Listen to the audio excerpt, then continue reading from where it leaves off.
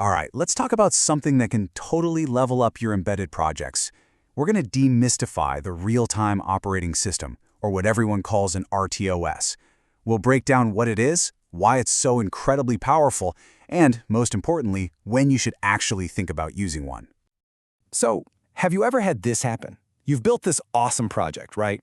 But as you keep adding more features, more sensors, more cool stuff, everything just starts to feel laggy.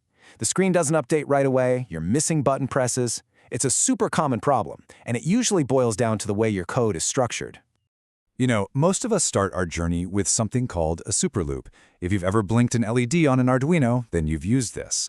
It's basically the foundation for countless projects out there, and for a really good reason. I mean, look at it. The whole approach is just beautiful in its simplicity.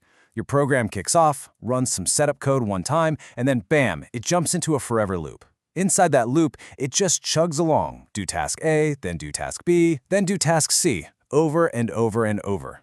This round-robin thing is fantastic for simple projects. It's so easy to get your head around, has almost no overhead, and it's super light on your CPU and memory. But, and you knew there was a but coming, right? As your project grows and gets more complex, the super simple loop starts to show its weaknesses.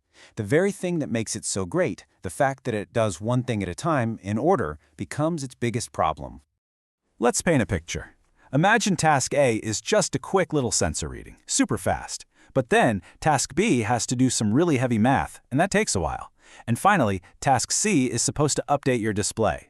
Well, because task B is hogging all the processor time, task C just has to sit there and wait. And the result? You've seen it, a noticeable, annoying lag on your screen. That one slow task is blocking the whole system. And honestly, the core issue here isn't just a laggy display.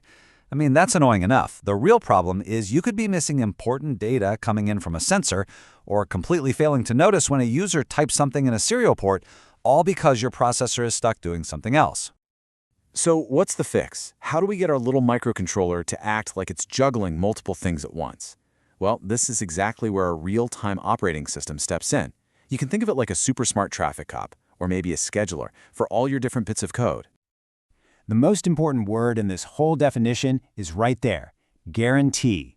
See, unlike the operating system on your laptop, an RTOS is built from the ground up for one main reason, to make absolutely sure that tasks finish within a strict time limit. It's all about hitting those deadlines, reliably, predictably, every single time. This comparison really drives the point home. On your computer, the OS, like Windows or Mac OS, is all about making things feel smooth for you, the user. A little lag in a background process is totally fine.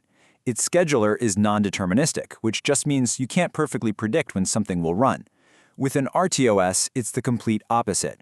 The scheduler is deterministic, it's predictable, because for the things it's used for, missing a deadline isn't just an inconvenience, it can be an absolute catastrophic failure. Yeah, check this out. To really put it in perspective, think about the computer inside a car's engine. If that command to fire a spark plug shows up even a millisecond too late, the engine just won't run right.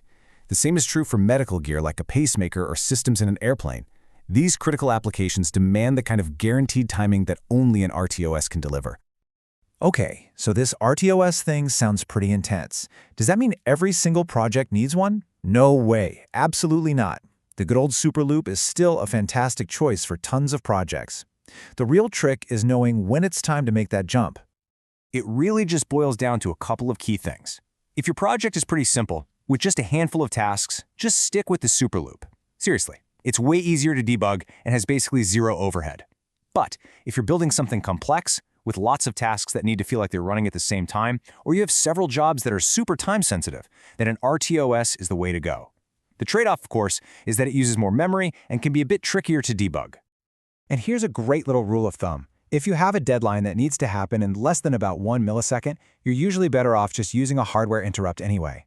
Interrupts are literally built for those ultra-fast, high-priority events, and they work perfectly fine even inside a simple super loop. So why should you, as a maker or a developer, even bother learning about this? I mean, it sounds a little complicated, right? Well, because an RTOS doesn't just fix the lag problem. It unlocks a whole new level of what your projects are capable of. With an RTOS, you can actually run multiple tasks concurrently, and you can even give them different priorities. This is absolutely essential for handling demanding things like a Wi-Fi or Bluetooth stack, which has to respond to network stuff right now. It also helps you organize giant projects into clean, manageable pieces. And you know what? That makes it a total game changer if you're working with a team.